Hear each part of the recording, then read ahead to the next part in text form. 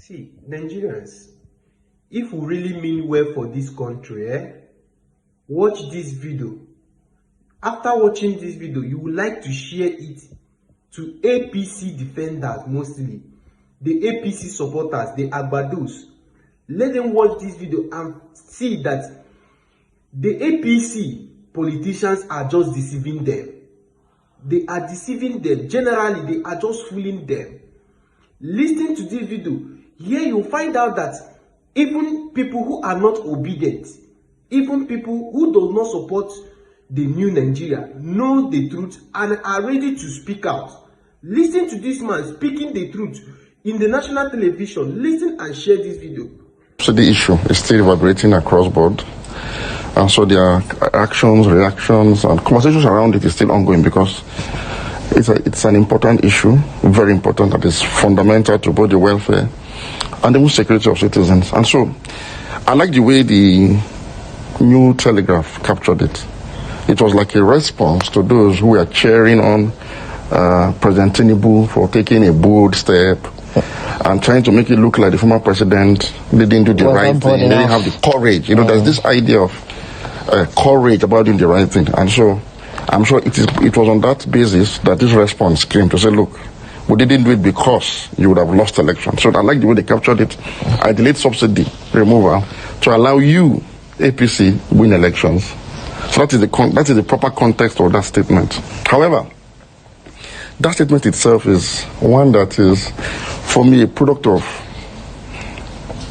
low level of thinking that characterized the 8 years of President Muhammadu Buhari's administration. And I would have thought that by now, the least they can do for us is to just keep quiet for now. Let us forget about the trauma that we've been through the last 8 years, particularly in the kind of statements they made throughout, that added to that trauma.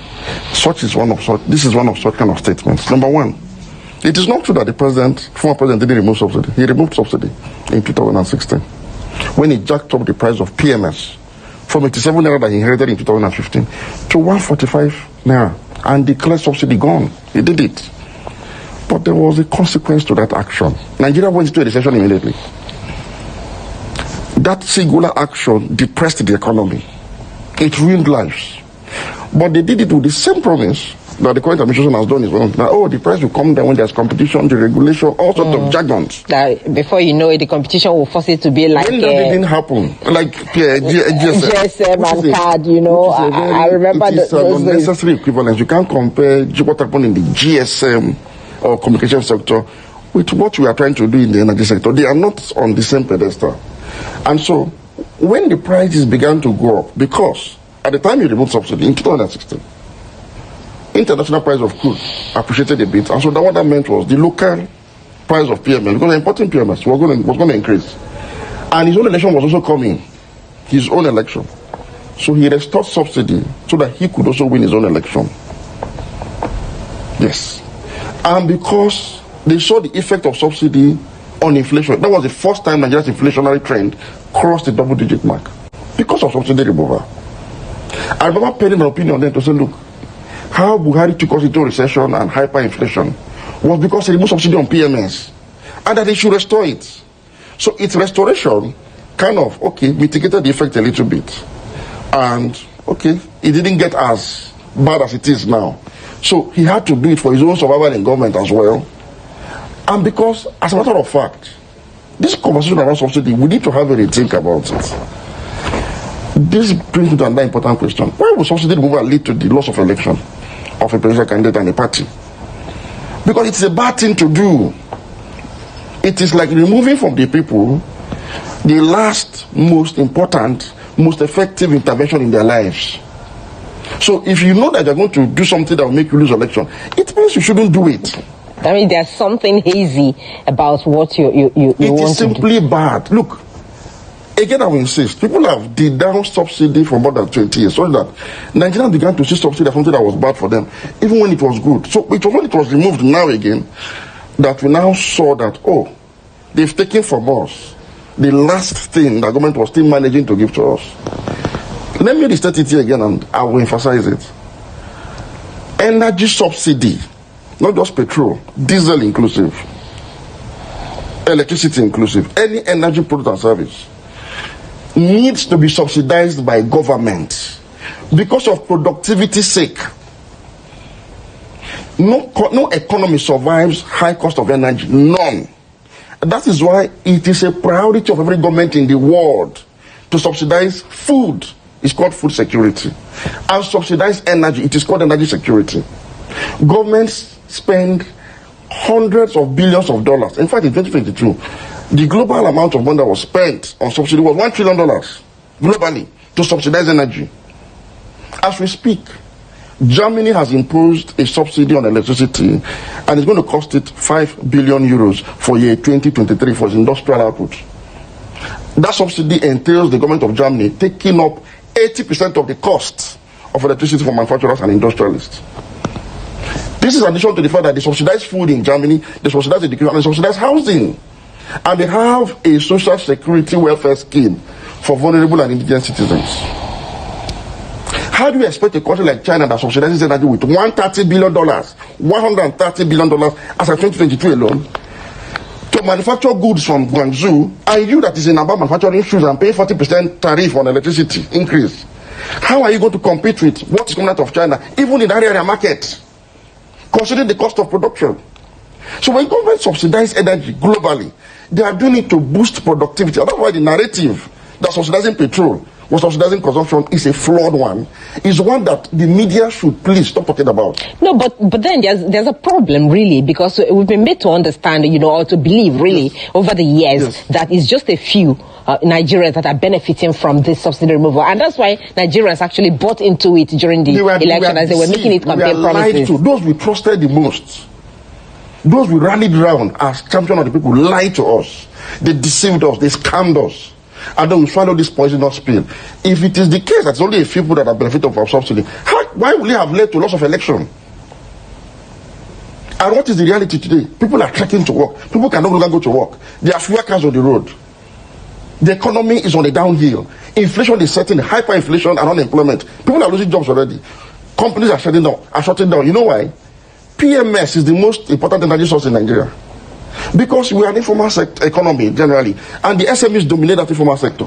And the main source of energy to run in any SMEs is PMS. So Nigerians don't consume petrol for leisure. In some jurisdictions, for example in the UK, electricity is their main source of energy.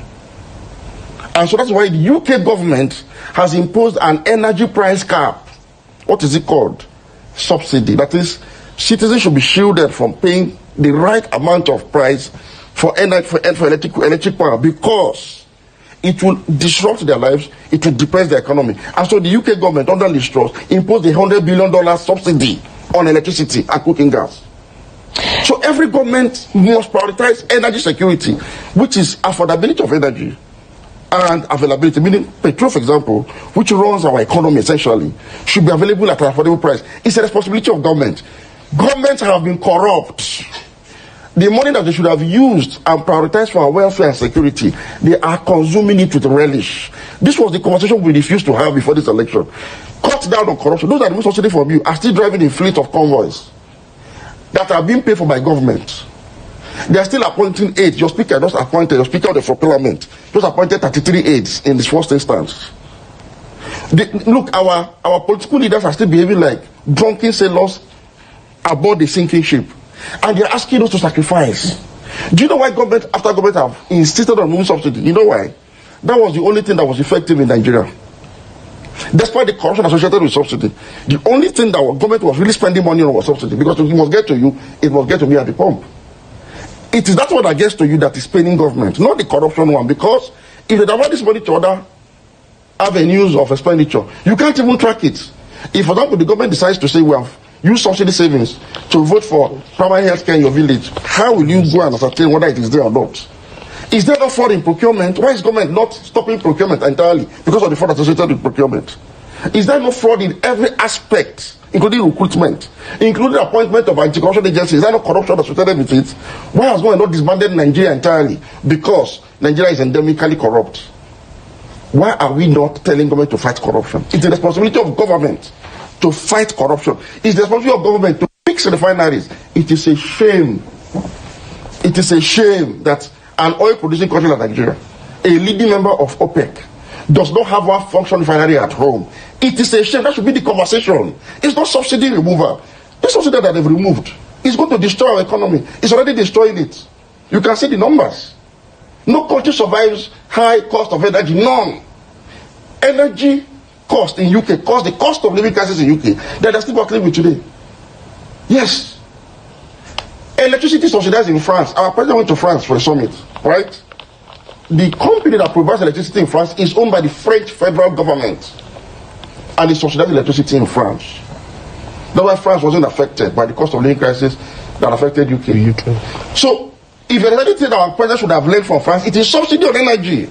But that France he went to, he should have learned there that Macron subsidizes electricity for his citizens. So when you go and celebrate subsidy removal as an achievement, you begin to wonder, are people in government actually thinking? Because we're actually seeing, even from that France visit of the president, that investors are now having confidence because of the fact that oil subsidy has been removed. Why are investors not having loss of confidence in the U.S. economy because the U.S. subsidizes food and subsidizes energy? The United States government spends an average of $50 billion every single year subsidizing fossil fuels and renewables. The largest component of American budget is 19%. It goes to social security and welfare, which is outright consumables. So why is America still the hub of both foreign and overseas investment? How come Saudi that subsidizes diesel, subsidizes petrol, subsidizes gasoline, subsidizes education to foreign studies level?